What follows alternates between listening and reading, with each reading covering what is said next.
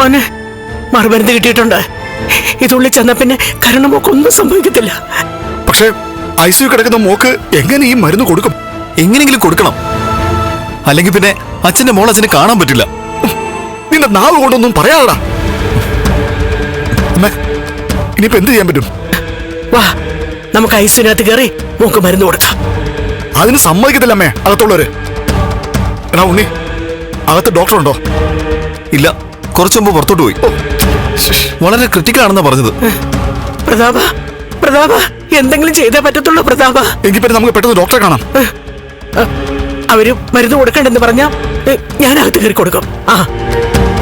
ഈ മറുമരുന്നൊക്കെ പറഞ്ഞാലേ ഡോക്ടർമാര് വിശ്വസിക്കില്ല. വിശ്വസിച്ചേ പറ്റൂ.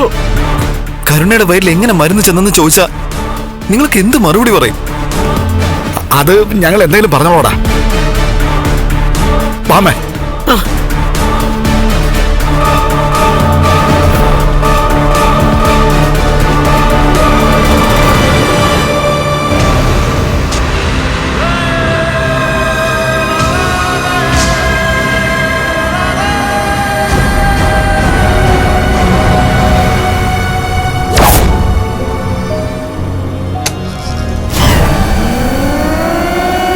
ഡോക്ടറെ.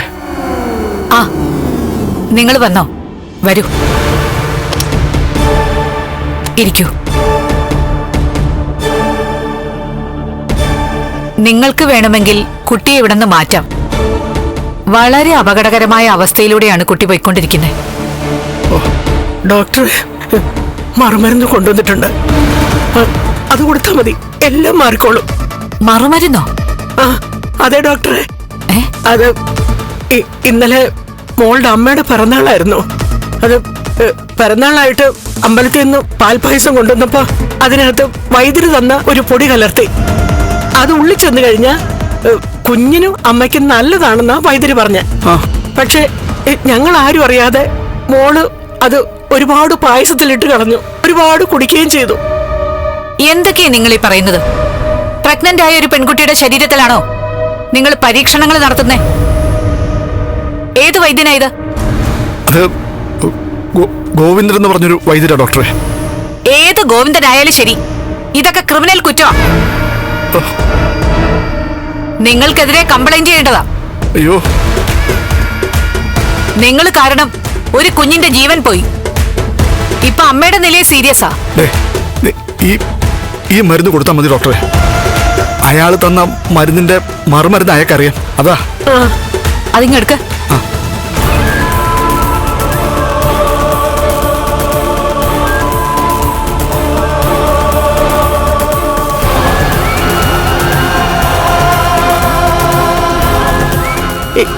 ഇതിത്തിരി ചൂടുവെള്ളത്തിലിട്ട് കൊടുത്താൽ മതി, അങ്ങനെയാ പറഞ്ഞത്. അവസാനം ഡോക്ടർ നിങ്ങളുടെ മോളെയും അവളുടെ വയറ്റിലുള്ള കുഞ്ഞിനെയും കൊന്നെന്ന് പ്രചരിപ്പിക്കാനാണോ? ഡോക്ടർ അനുവദിക്കുവാണെങ്കിൽ ICUനകത്ത് കയറി ഞങ്ങൾ കൊടുത്തോളാം മറുമരുന്ന്. എന്തൊക്കെ ഈ സംഭവിക്കുന്നതെന്ന് മനസ്സിലാവുന്നില്ലല്ലോ. ഡോക്ടറെ, പെട്ടെന്ന് എന്തെങ്കിലും ഒന്ന് ചെയ്യേ, അല്ലെങ്കിൽ കാര്യങ്ങൾ ബുദ്ധിമുട്ടാവും.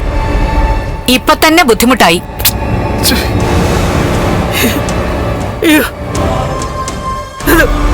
ഡോക്ടറെ, ഞങ്ങളുടെ മോൾക്ക് എന്തെങ്കിലും സംഭവിച്ച പിന്നെ ഞങ്ങൾ ജീവിച്ചിരിക്കില്ല. ഇതുപോലുള്ള അച്ഛനും മുത്തശ്ശിയൊക്കെ എന്തിനാ ജീവിക്കുന്നേ? വാ.